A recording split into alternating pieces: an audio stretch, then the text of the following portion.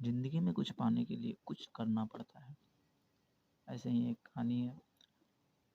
किसी राज्य में एक राजा रहता था। राजा अपने मंत्रियों को आदेश दिया कि एक रास्ते में बड़ा पत्थर रख दो। मंत्री राजा के कहे अनुसार पत्थर रख दिया। लोग वहाँ से गुजरने लगे। लोग बड़े से पत्थर देखकर राजा की बुराई करने लगे।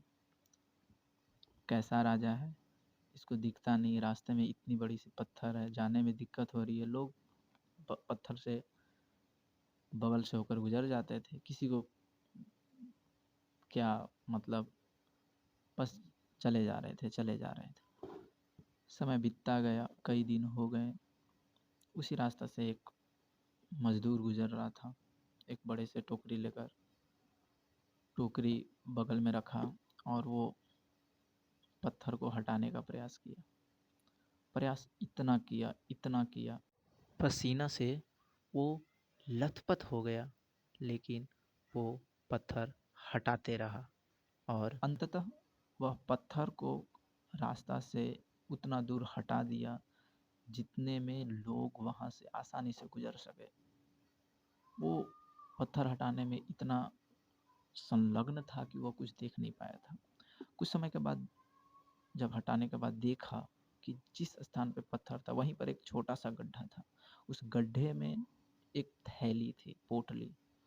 वो घबराया कि क्या होगा इसमें।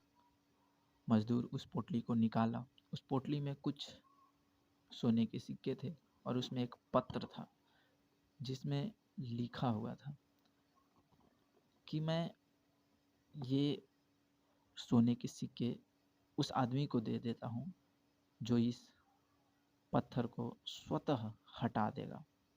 अर्थात कहने का अर्थ ये है कि ज़िंदगी में जो कुछ हो रहा है सो होने नहीं दिया जाए, कुछ अलग किया जाए। दुनिया में लोग चल रहे हैं, चले जा रहे हैं, किन्हीं को ध्यान ही नहीं है कि क्या करना है क्या नहीं करना है।